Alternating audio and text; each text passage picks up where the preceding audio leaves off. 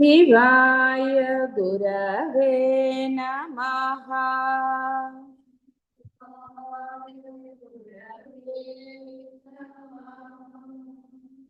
శివాయ గురవే నమః.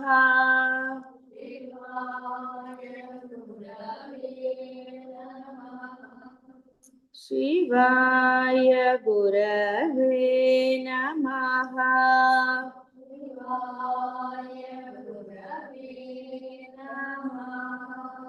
శివాయ గురవే నమః.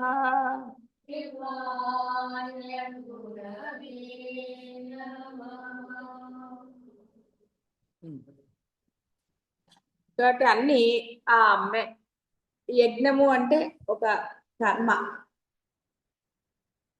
లేచింది మొదలు లేవటం కూడా కర్మే. అంటే పని చేయకుండా ఏ జీవుడు ఉండలేడు. ఆ శ్వాస పీల్చుకోవటం, గుండె అంటే సహజంగా కొట్టుకుంటుంది కాబట్టి పాపం వాడు దాన్ని ఏం చేయలేదు. ఇవన్నీ కూడా శ్వాస కూడా సహజంగానే జరుగుతూ ఉంటుంది. దాన్ని ప్రాణాయామం ఇంకోటనో పాపం దాన్ని ఇబ్బంది పెడుతూ ఉంటాడు కాబట్టి శ్వాస కూడా ఒక క్రియగా చెప్పబడింది. ఈ విధంగా వాడు లేచినప్పటి నుంచి ఆ మనస్సు ఒక యంత్రంలాగా చేస్తూనే ఉంటుంది. అనేకమైన ఆలోచనలు అవి అన్ని కూడా.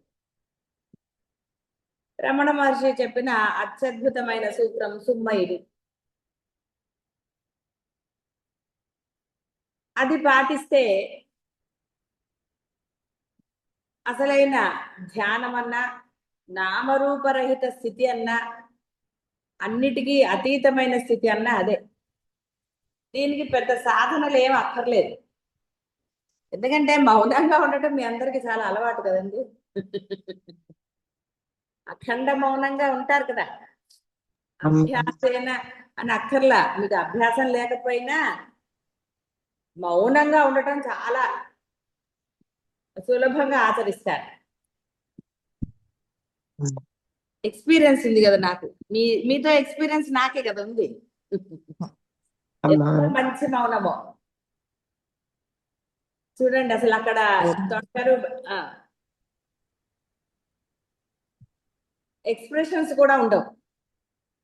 ఎక్స్ప్రెషన్స్ అంటే తెలిసిపోతుంది కదా. అంటే అలవాట్లేని ఔపోసనలు ఏవీ లేవు అద్వైతంలో. ఒరే నువ్వు అలా చేసావు, దాన్ని ఇక్కడ అప్లై చేయరా చాలు. నీకు అలవాట్లేని పనో, నీకు అసలు అభ్యాసం లేనివో, నీకు కొత్తదో ఏదీ లేదు అసలు అద్వైతంలో.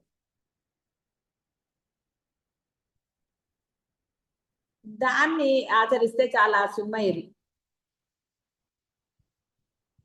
ఆ సుమ్మయిరు ఎక్కడ చేయాలో అక్కడ చేస్తే ఆటోమేటిక్ గా మిగతా వాటిల్లో వహామి అహం అన్నాడు కదా, ఆయన చేస్తాడు. ఎప్పుడు మీ నోటికి తాళం వేయాలి, మనసుకి తాళం వేయాలి, ఎక్కడ అక్కర్లేదు, ఇవన్నీ ఆయన చూసుకుంటాడు, పర్వాలేదు. ఆయనకు ఆ శక్తి ఉంది, సమర్థత ఉంది. అందుకనే యజ్ఞప్రియ, యజ్ఞకర్త్రి, నిరాలంబ, ఆవిడకి ఆధారం అక్కర్లా. నువ్వు ఆవిడిని అంటే ఉన్నది పరబ్రహ్మమే అని నువ్వు నమ్మినా నమ్మకపోయినా ఉన్నది అదే. నాలోంచి నువ్వు వెళ్ళిపోవాలి నువ్వు అనే అధికారం కూడా నీకు లేదు. నువ్వు అన్నంత మాత్రాన ఆ బ్రహ్మం అలిగేసేం వెళ్ళదు. అది చేసే పని అది చేస్తుంది. పిల్లవాడు ఏదో అన్నాడని చెప్పి అలుగుతారా మీరు ఆ చిన్న వయసులో? ఇది అంతే. కాబట్టి ఆ అమ్మ అనండి, పరబ్రహ్మం అనండి, అలిగేసేం వెళ్ళరు మీరు ఎంత గ్రాంటెడ్ గా చేసుకున్నా ఎన్ని చేసినా. అందుకే చెప్పారు ఇన్ని నామాలు: నిరాలంబ, స్వాత్మారామ, యజ్ఞప్రియ, యజ్ఞకర్త్రి, యజమాన స్వరూపిణి. ఇహ నెక్స్ట్ యజమాన స్వరూపిణి.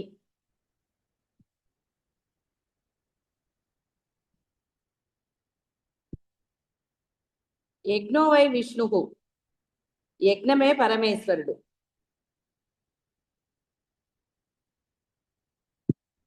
కార్యకారణములకు భేదము లేకుండుటచే యజ్ఞస్వరూపిణి అయిన పరమేశ్వరియే తద ఆచరణకర్తయకు ఆ సోమయాజి స్వరూపం.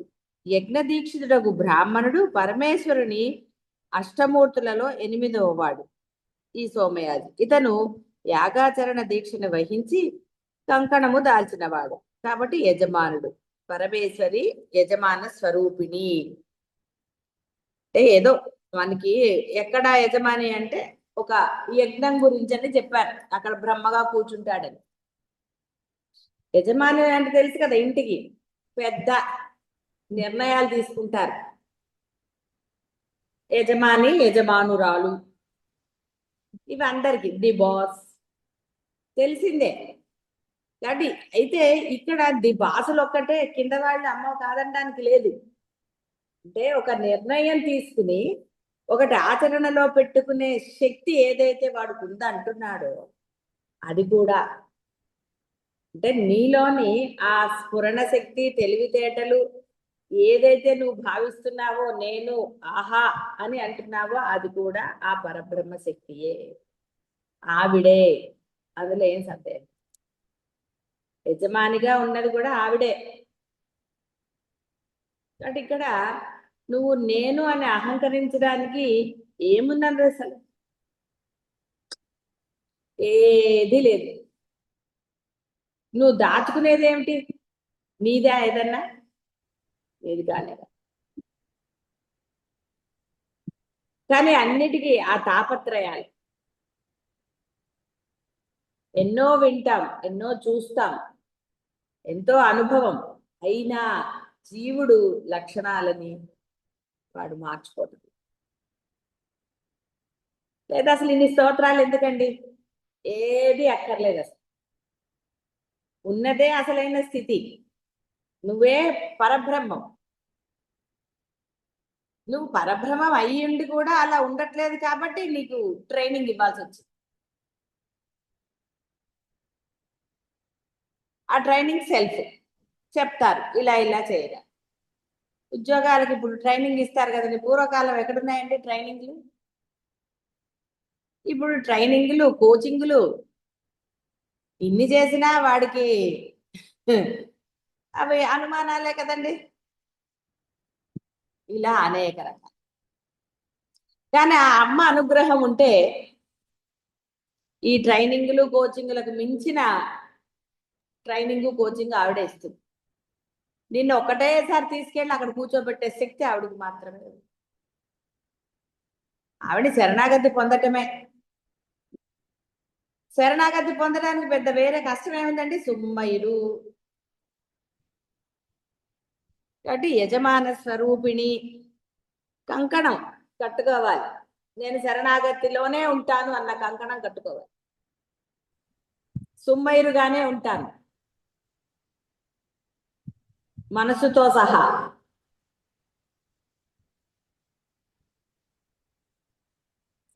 బాహ్యమైన ఉన్నప్పుడు లోపల ఉందండి మనసులో ఎన్ని ఆలోచనలు, ఏమేం చెప్పేస్తారో, ఇంకేం తిడతారో మనసులో అబ్బో అసలు ఒక సినిమా నడుస్తుంది. కాబట్టి ఇక్కడ ఆ యజమాన స్వరూపిణి అమ్మ. ధర్మాధార ఇక్కడ విడదీయకూడదు. ధర్మాధార ఏం ధర్మాధార ఎందుకండి? బాగుండదు. ధర్మాధార దీర్ఘాలు పెట్టేయటమే.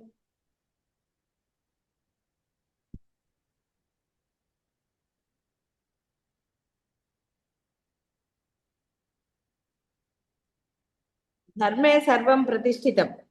ధర్మమే అన్నిటికీ ఆధారమగుట, అన్నిటికీ ఆధారమగు పరమేశ్వరి ధర్మమునకు ఆధారం అని చెప్పబడుచున్నది. పెద్దలచే ఆచరించబడి శృతి స్మృతులకు అవిరుద్ధములైనవి అంటే విరుద్ధం కానివి అని ఇక్కడ కలిపారు కాబట్టి అలా ధర్మం అదే. భగవద్గీతలు కూడా చెప్తాడు, ఏది ఆచరతి శ్రేష్ఠ. శ్రేష్ఠులైన వారు అంటే ఉన్నతులు, వాళ్ళు ఏది ఆచరిస్తారో మిగతా వాళ్ళు కూడా దాన్నే ఆచరిస్తారు. దానికి ఆధారం వాళ్ళు ఆచరించారనడానికి వాళ్ళకు ఒక ఆధారం ఉన్నది. శృతుల్లో, వేదములలో, పురాణాల్లో చెప్పబడినవి. కాబట్టి ఆ పెద్దలు చెప్పింది నువ్వు ఆచరించాలి. అది ధర్మం. ఆ ధర్మమే అమ్మ. నువ్వు ఆచరించాలన్నా నీలో ఆ అమ్మ ఉండాల్సిందే. అయితే ఇక్కడ ప్రాణశక్తిగా అని కాదు, ఆ పట్టుదల. నేను అమ్మ భక్తురాలనండి, పరబ్రహ్మమే నేను నమ్మానండి, ఉన్నది పరబ్రహ్మేనండి, మీ ఆలోచన ఏదైనా సరే ఆ అమ్మే. కంకణం కట్టుకోవాలి, నియమనిష్టలు. అప్పుడు మాత్రమే ధర్మాచరణ కలుగుతుంది.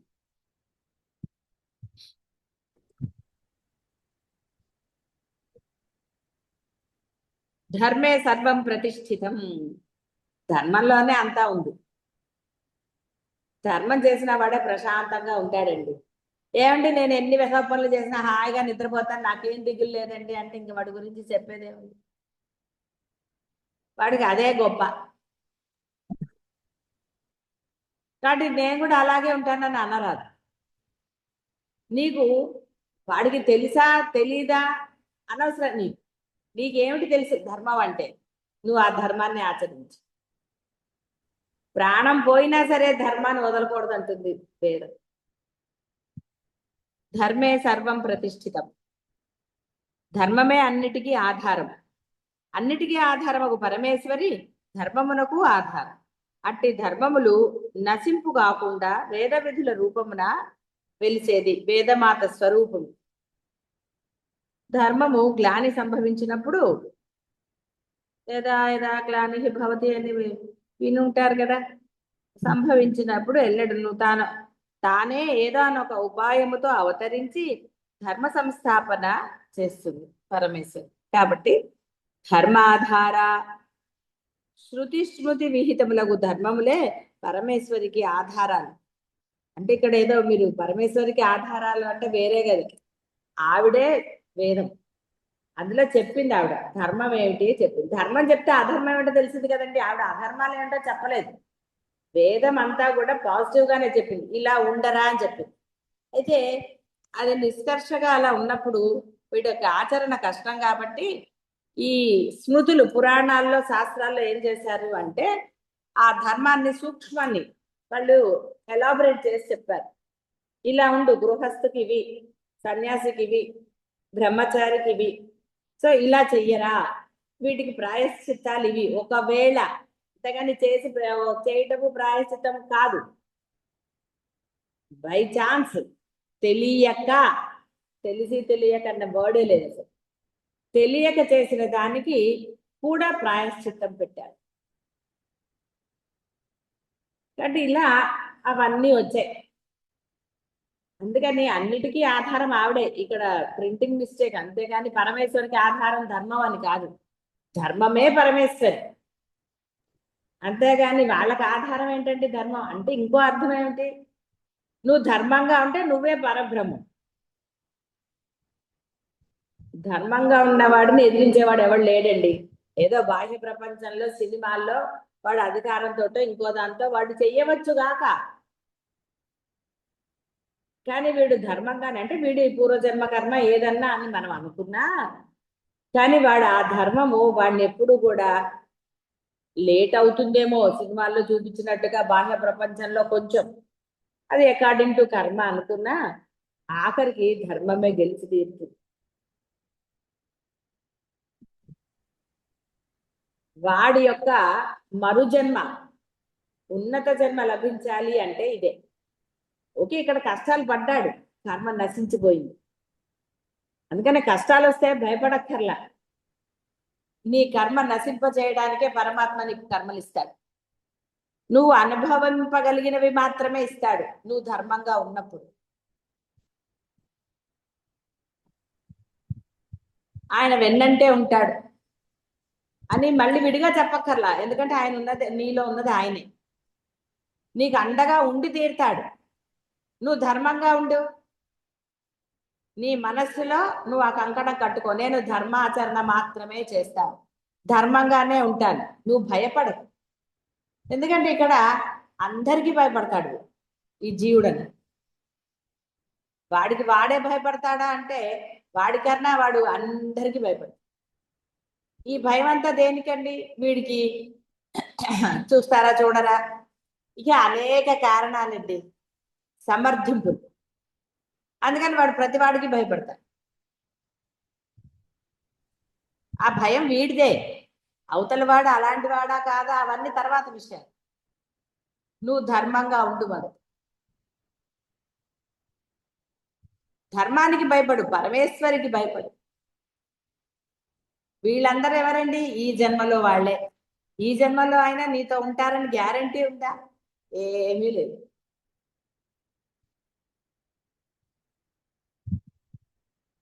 వాళ్ళు ధర్మంగా లేరని చెప్పి నువ్వు వేరే చేసి, నువ్వు ధర్మంగా ఉండు.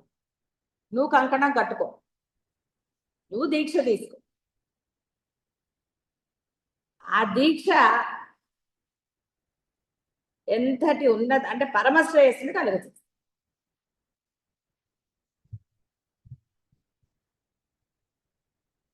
కాబట్టి ఆ ధర్మాధార, ధర్మానికి ఆధారం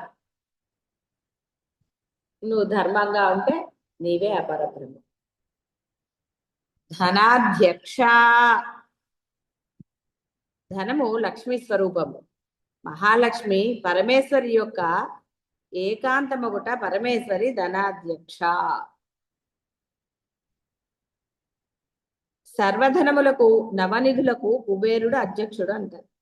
ఈ కుబేరుడు అమ్మ మంత్రాన్ని ఉపాసించాట. అప్పుడు అతను ఉపాసించటం వల్ల ఆ మంత్రాన్ని పరమేశ్వరి ప్రత్యక్షమైంది ఆయనకి. ఇతడు పరమేశ్వరి అంశం కాబట్టి పరమేశ్వరి ధనాధ్యక్ష అనబడింది. అంటే ఇక్కడ ఇలా చెప్పారు కాబట్టి ఏమండి ధనానికి ప్రాధాన్యత అని కాదు అర్థం. ఎవరైతే ధర్మంగా తనని ఉపాసించారో, నిష్కల్మషంగా శరణాగతి పొందారో వారిని ఒక్కొక్క దానికి నియమించింది ఆవిడ. అంశమే అంటే అర్థం ఏంటి? తాను వేరు అతను వేరు కాదని. మీ పిల్లలు మీ వంశస్థులు వేరు అంటారా? మా వంశమేనండి అందరూ మా పిల్లలేనండి మా పిల్లలే అని. మీరు అంటే పరిమితికి లోబడిన మీరే ఇంత అహంకారంతో మా వాళ్ళు అని చేసుకుంటూ ఉంటారు కదా. ఇంకా బాగా అంటే మా కులము అంట వెంటనే వస్తుంది కదండి. మీ కులం అనగానే ఎక్కడ లేని వాళ్ళతో బంధుత్వం లేకపోయినా మా వాళ్ళేటా అలా ఎంతమందిని చూశాను. వాడు ఎంత చెడ్డవాడైనా అంటే వేరే దాంట్లో అనుకోండి, మామూలుగా వాడు చెడ్డవాడని వాడిని ఇచ్చేయరు వాడు. కానీ వేరే వాళ్ళు వచ్చేదని అన్నారు, అయ్యో వాడు మావాడని వాడు సహాయం చేస్తారు. సరే, ఇవన్నీ బాహ్యంలో జరుగుతూ. ఇక్కడ ధనాధ్యక్ష కుబేరుణ్ణి ఎందుకు పెట్టింది అంటే ఒట్టిగా పెట్టలేదు.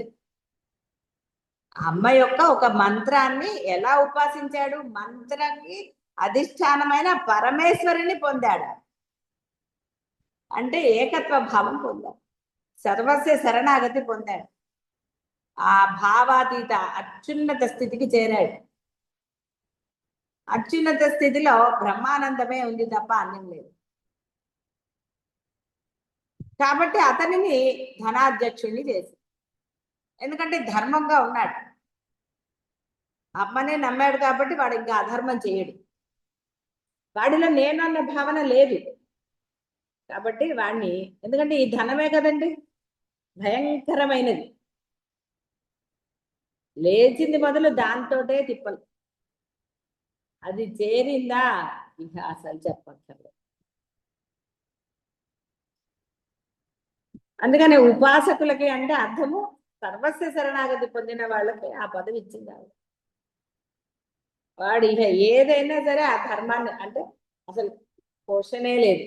ఎవరికి ఎంత ఇవ్వాలి, ఏమిటి చేయాలి, ఎవరి దగ్గర ధనం తీసేసుకోవాలి, అన్నిటికీ అతనే అధ్యక్షుడు. అందుకే మనకి వెంకటేశ్వర స్వామి కథలో కూడా ఉంటుంది, అతని దగ్గర అప్పు తీసుకున్నాడు ఈయన. అదే నిజమా అబద్ధం అనేది పక్కన పెట్టండి. ఒక లీలగా చేస్తే దోషం ఏముంది అందులో? అలా మనం దాన్ని లాగి పీకక్కర్లే, మన బుర్రలు ఎంతని పరిమితికి లోబడిన బుద్ధి. కాబట్టి ఇలా అవన్నీ చేసుకోకుండా ఆ ధనాధ్యక్ష అంటే ఏంటి? మోహం. ధర్మంగా ఉన్నవాడు మోహం చెందడండి, ధర్మం లేనివాడు మోహం చెందుతాడు. ఈ నెగటివ్ ఫోర్స్లన్నీ ఎప్పుడు వస్తాయండి? ధర్మం లేనప్పుడే వస్తాయి. నాది నావి దాచుకోవటం ఇవన్నీ ఎప్పుడు వస్తాయి? లోభత్వం, ధనం మీద మోహమే. ఒక వస్తువు అంటే ధనం లేదే వస్తువు రాలే కదా. ఏంటి ధనం దాచుకోకూడదా? ఎవరు అనలేదే దాచుకోవద్దని. కానీ అలాంటి మోహంతోటో వ్యామోహంతోటో కాదు నువ్వు చేయవలసింది. నిన్న మొన్న ఎక్కడో చదివినట్టుగా ధర్మ కార్యాల కోసం నువ్వు ధనాన్ని సంపాదించు. ధర్మ మార్గంలో నలుగురికి సహాయం చేయడానికి కావాలంటే సంపాదించు.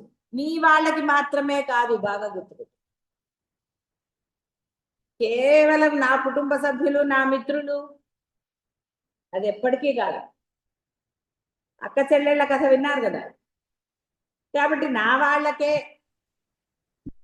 అని ఆ భావన ఏదైతే ఉందో అది ఎప్పటికీ అది దానము కాదు, ధర్మము కాదు. మీ కుటుంబ సభ్యులకి, మీ వాళ్ళకి, ఇప్పుడు ఇందాక అనుకున్న కులం వాళ్ళకి ఇచ్చుకుంటే అది దానం ఎలా అవుతుందండి? అది దానము కాదు, ధర్మము కాదు, బాగా గుర్తుపెట్టుకోండి. దానివల్ల పెద్ద ప్రయోజనము లేదు, ఏమీ లేదు. మీరు దానము ధర్మము ఏదైనా సరే అంటే అసలు మీకు సంబంధం లేని వాళ్ళకి, అవసరంలో ఉన్న వారికి చెయ్యటమే. అన్నదానాలు కూడా మీ వాళ్ళకి చేసింది అన్నదానం అవ్వదు.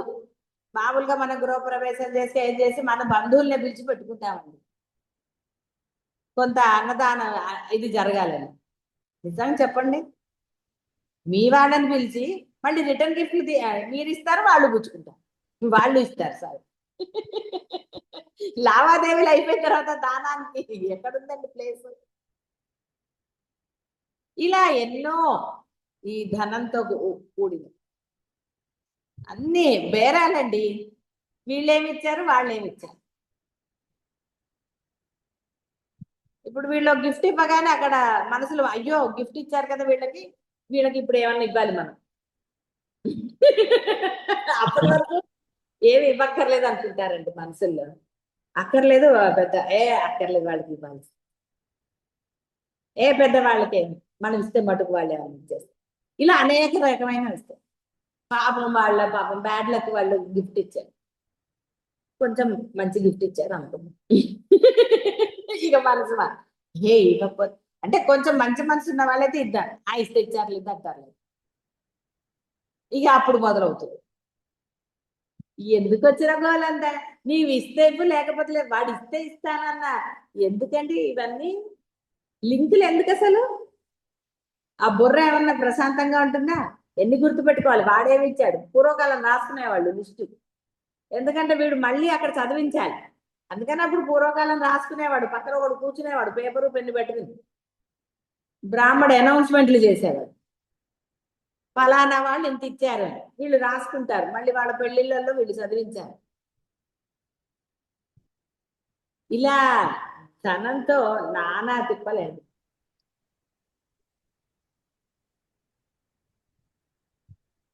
ఆ ధనం లేనప్పుడే వీడు అంటే లేనప్పుడు అంటే పాపం మిమ్మల్ని ఏమి అన్ని దానాలు చేసుకో అంటే ఆ యొక్క ఆలోచన లేనప్పుడు వీడు ప్రశాంతంగా, వీడి ఫంక్షన్ వీడు హాయిగా చేసుకోగలుగుతాడు. ఎవరితో నాకెందుకు, ఇది నా ఇంట్లో జరుగుతున్న ఫంక్షన్, నేను మంచిగా చేసుకుంటాను, వేరే వాడితో నాకు సంబంధం లేదు, నేను నా ఆనందం కొద్ది నేను చేసుకుంటాను అనండి, ఎంత పరమానందంగా ఉంటుంది. మన ఇళ్లలో ఫంక్షన్లు చేసుకున్నప్పుడు మనం ఏదైనా దానం చేస్తున్నామా చెప్పండి అసలు, నిజంగా ఆలోచిస్తే. కాబట్టి మళ్ళీ బాహ్య ప్రపంచంలోకి వెళ్తే చాలా చెప్పాల్సి వస్తుంది. కాబట్టి ధనము, ఆయన ధనాధ్యక్షుడు ఎందుకు అయ్యాడో అర్థమైంది కదా. ధన ధాన్య వివర్ధిని, ధన ధాన్య వివర్ధిని యజ్ఞ ఆచరణమునందు అహంకార రహితముగా, మమత్వ రహితముగా, ఏది వృధాగా చెప్పరండి. చూసారా? అహంకార రహితముగా, మమత్వ రహితముగా, దక్షిణారూపమున, దక్షిణ అంటే తెలుసు కదా మీకు, ఆరాధించబడి దత్తము చేయబడినది అగుట ఆ ధనము, హోమకాలమున ఆ ద్రవ్యము యజమానునకు పుష్కలముగా కలిగించినది పరమేశ్వరి. కాబట్టి ధన ధాన్య వివర్ధిని. ఇప్పుడంతా చెప్పింది అదే. ఆ బుద్ధి నీలా ఉండాలి. 10 మంది చూస్తున్నారా లేదా చూస్తారు కొంతమంది. బ్రాహ్మడికి ఇచ్చే దక్షిణ దగ్గర ఎంత ఇది చేస్తారండి, బేరాలు. ఇక ఆ ధనం ఇచ్చే డబ్బిస్తున్నాగా, ఇక వాళ్ళకి ఇచ్చే అంటే పూజలో వాడేవాళ్ళు, పూజ నీదా అతందే. చాలా సార్లు చెప్పుకున్నాం కాబట్టి మళ్ళీ చెప్పటం లేదు. పెద్ద కొత్త వాళ్ళు అంటే ఎవరు లేరు, ఉన్నారు ఎవరన్నా? కాబట్టి ఆ పూజల్లో భయం చూడండి, లేరు లేరు అనేసి. లేరు అంటే చెప్పక్కర్లే కదా, మళ్ళీ చెప్తే మళ్ళీ వినాల్సి వస్తుంది కదా. కాబట్టి లోభత్వం అక్కడే. కరెక్టే, మరి ఆయన చేయిస్తున్నాడు, ఆయన శ్రమ ఆయన సమయం నువ్వు తీసుకున్నావు కాబట్టి దక్షిణగా ఆయనకి ఇవ్వాలి నువ్వు. మరి అతను ఎలా బతుకుతాడు? అక్కడ నువ్వు లోభత్వం చేస్తావు. ఎంత పేరాలండి. మళ్ళీ పూజలో లోభత్వం చేస్తావు. పూజ నీది, పూజలో ఆహ్వానం చేసే బియ్యం నువ్వు తెచ్చింది, నువ్వు ఆహ్వానిస్తున్నావు ఎవరిని? పరమేశ్వరుని. రానాయన నాకు మంచి చేయాలి. ఇవి బ్రాహ్మడికి పోతాయి కాబట్టి అక్కడ లోభం. ఇక అసలు ఇలాంటివి చెప్పక్కర్లేదు. ఇంకేం జరుగుతుందండి? అందుకని అక్కడ పరమేశ్వరి ఉన్నది. ధన ధాన్య వివర్ధిని అంటే ఏది ఏ విధంగా ధర్మంగా చెయ్యాలో ఆ విధంగా చేస్తే అక్కడ అమ్ముంది అని అర్థం. పరబ్రహ్మం ఉన్నాడు అంతే తప్ప నీ ఆలోచనకు అనుగుణంగా ఆ బ్రహ్మగా కూర్చున్నాడు ఆయన. నీ చేత నీకు నీకు తెలియనిది నీకు రానిది కాబట్టి ఆయనకి అసలు రెస్పెక్టే ఇవ్వరండి. అస్సలు రెస్పెక్ట్ ఇవ్వలేదు అంటే అక్కడ పరమేశ్వరు ఎందుకు ఉందండి? అతను కూడా ఏం చేస్తాడండి పాపం, తప్పదు, వీళ్ళవన్నీ భరిస్తాడు. నీకు తెలియనిది చేస్తున్నవాడు నీ గురువుతోటే సమానం. నువ్వు ఆ చేయించుకునేటప్పుడు అతన్ని గౌరవించి తీరాల్సిందే. అస్సలు మాటల్లో కానీ ఎక్కడ లేదంటే నువ్వు నీ పూజలు చేసుకునే దగ్గర చేస్తే నువ్వు ఎలా తరించబడతావు? అందుకని ధన ధాన్య వివర్ధిని. నువ్వు ఎప్పుడైతే ధర్మంగా అవన్నీ ఆచరిస్తావో అక్కడ ఆ అమ్మ ఉన్నది అని అర్థం. లేకపోతే అమ్మ లేదు, ఏమీ లేదు, నువ్వు మాత్రమే ఉంటావు. చూసారు? అందుకని అహంకార రహితముగా, మమత్వ రహితముగా నేను అనేది. ఇక మమత్వం అంటే లోభం, నా డబ్బులు కదా.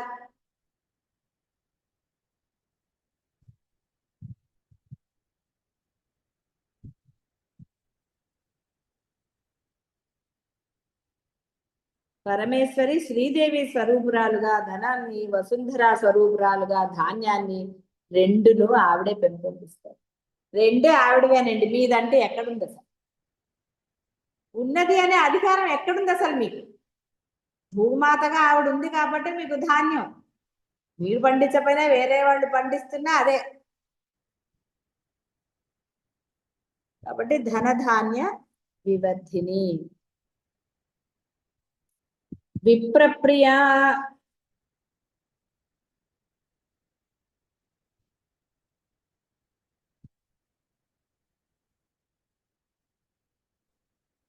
వేద పండితుడకు బ్రాహ్మణుని యందు సర్వదేవతలు వసిస్తారు.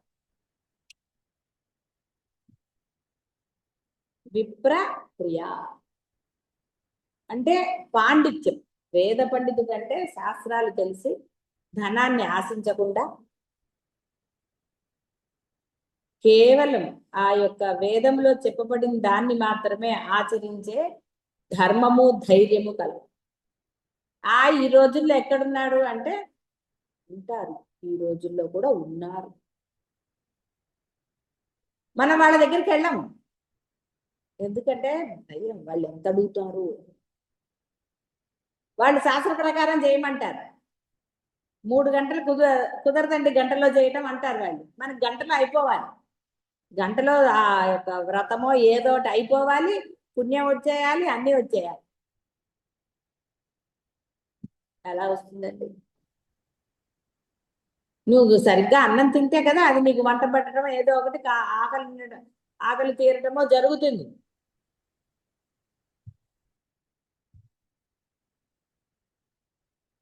అంటే ఇక్కడ ఇలా అనేకంగా ఉంటాయి.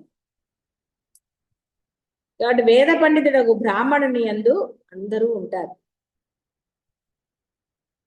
జన్మనా బ్రాహ్మణో జ్ఞేయ సంస్కారై ద్విజ ఉచ్యతే విద్యయా యాతి ప్రత్వం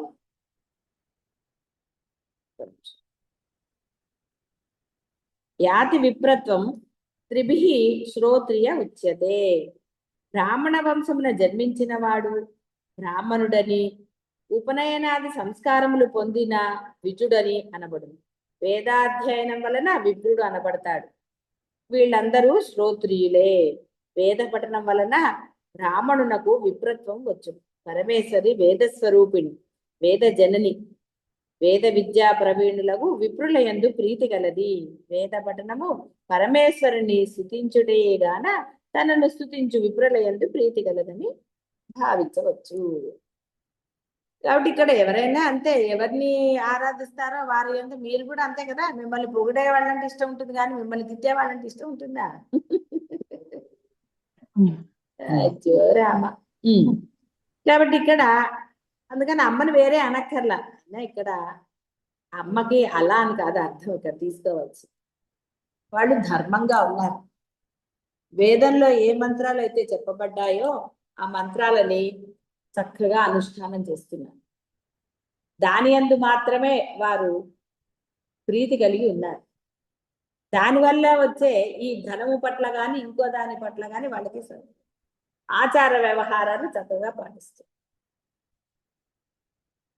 అందుకే సరిగా మంత్రం చెప్పే బ్రాహ్మణ్ణి నువ్వు పిలుచుకుంటే నీ వ్రతముకి తగ్గ ఫలితాన్ని వెంటనే నువ్వు పొందుతావు. మనకి ఫలితం కావాలి, అవతల వాడి వల్ల వస్తుందా లేదా ఎవరైనా ఆలోచిస్తారు? ఆ బ్రాహ్మణుడు ఎక్కువ తీసుకుంటాడండి, ఈ బ్రాహ్మణుడు పిలుద్దాంలే, ఇతనైతే మన చెప్పిన మాట వింటాడు. ఇలా అనేక రకాలైన ఇవి ఉంటాయి. కానీ ఒక పద్ధతి చెప్పి ఇదే అసలైన పద్ధతి, ఈ విధంగా మీరు ఆచరించి తీరాలి, అప్పుడే మీకు శ్రేయస్సు కలుగుతుంది అని ధైర్యంగా ఉన్న ధర్మాన్ని చెప్పేవాడే అసలైన పండితుడు. అందుకే వేదానికి ఆ విలువ. ఎందుకని ఆవిడ వాళ్ళంటే ఇష్టం అంది తెలియాలి.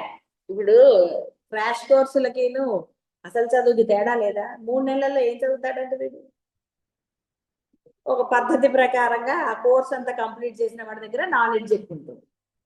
3 నెలల్లో చదివిన వాడు అప్పటికే 3 నెలల్లో చెప్పాలంటే ఎంత తీసేస్తాడండి? కాబట్టి ఇక్కడ చూసి నేర్చుకోవటమో ఇంకోటో అంటే ఒక పద్ధతి ప్రకారం చదవని వాళ్ళని వేద పండితులు అనరు.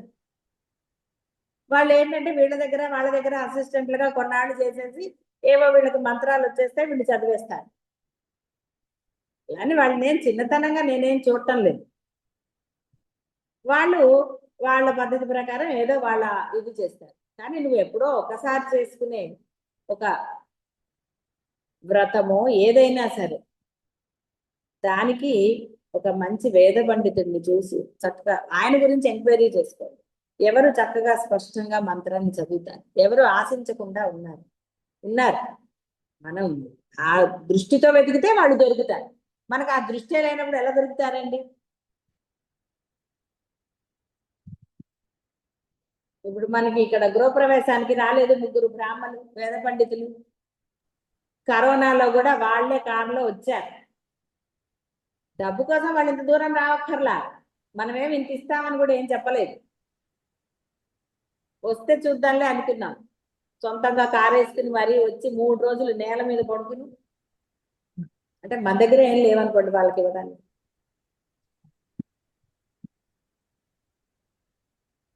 అలా ఉన్నారు ఈ రోజుల్లో కూడా. ఆ వేదాన్ని పవిత్రంగా భావించే పండితులు ఉన్నారు. అలాంటి వారి యందు ప్రీతి అమ్మ. విప్రప్రియా కాబట్టి విప్రుడు అంటే ఆ పండితుడు, వేదాన్ని చక్కగా నేర్చుకున్నవాడు. ధర్మపరుడు అని అర్థం. విప్రరూప, వేదము పరమేశ్వరి ముఖోద్భూతం. అట్టి వేదమును తమ ముఖోద్భూతము చేయుచున్నారు కావున వేద విధులకు బ్రాహ్మణులు పరమేశ్వరి స్వరూపులు. భూదేవతలు, భూమి యందు చరించు దేవతా స్వరూపులు. వేద విధులకు విప్రుల రూపమున అమ్మ ఉంటుంది. కాబట్టి అమ్మ విప్రరూప. అవిద్యోవా సవిద్యోవా బ్రాహ్మణి మమాకి తనుహు, మామకి తనుహు. విద్వాంసుడైనను అవిద్వాంసుడైనను బ్రాహ్మణుడు నా స్వరూపమే అని పరమేశ్వరి చెప్పాను. అయితే ఇక్కడ విద్వాంసుడైనా అవిద్వాంసుడైనా బ్రాహ్మణుడు నా స్వరూపం.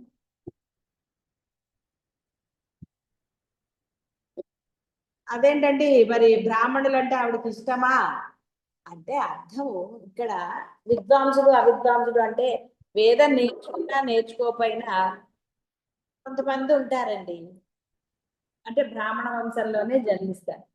వాళ్ళకు కూడా ఈ యొక్క ఓడుగులు ఇవన్నీ కూడా జరుగుతాయి. ఇందాక చెప్పారు కదా యజ్ఞోపవీత ధారణ. కానీ వాడికి అది వంట పట్టదు. పాప ఏం చేస్తాడు, వాడికి ఆ ఇది లేదు. ఇక్కడ పుట్టే ఇది ఉంది తప్ప వేదాన్ని నేర్చుకునే పుణ్యం వాడికి లేదు. వాడు తాపత్రయపడతాడు, నేర్చుకోవడానికి అన్ని చేస్తాడు. మిగతా కార్యక్రమాలు అంటే వాడికి బ్రాహ్మణుడుగా వాడు చేయవలసినవి ఏముంటాయో అవి చేస్తాడు వాడు. కానీ మంత్రం వాడికి వంట పట్టదు, వేదం రాదు వాడు. ఏవో చిన్న చిన్నవి చేసుకుంటాడు తప్ప అలాంటి వాడు అని చెప్పారు. అంతే తప్ప ఇక్కడ అవిద్వాంసుడు అయినా అనగానే మనం ఇదేమిటంటే ఆవిడకి బ్రాహ్మణులు అంటే ఇష్టమా, వేదము అమ్మ యొక్క ముఖము నుంచి వచ్చింది అన్నారు. మాట ఎక్కడి నుంచి వస్తుందండి? ముఖము అంటే పెదవులను కూడా అర్థం. ముఖము అనగానే ఈ మొహం అని కదా, ముఖము అంటే సంస్కృతంలో ఈ పెదవులు. మాట ఎక్కడి నుంచి వస్తుంది? ఢమరుక నుంచి అక్షరాలు వచ్చినట్టుగా ఆ విధంగా విద్వాంసుడైనా అవిద్వాంసుడైనా అంటే అర్థం అది. కారణ జన్ములు అన్నట్టుగా చెప్తూ ఉంటాం కదా కొన్ని మనం, అలాగా. అందుకని వాడు ఆ వంశంలోనే పుట్టాడు. కానీ అతనికి ఆ యొక్క ఇది లేదు పాపం. అందువల్ల అమ్మ ఆ విధంగా చెప్పింది. అందుకని దాన్ని మనం వేరేగా ఏం తీసుకోక్కర్లేదు. వేద విధులకు విప్ర రూపంన అమ్మే ఉంటుంది. అందుకని విప్రరూప, వాడు ఆ వంశంలోనే జన్మించాడు.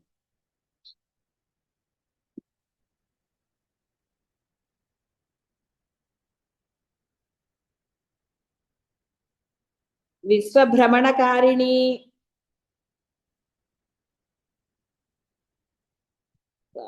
ధ్యానే పరిముహ్యమానాః.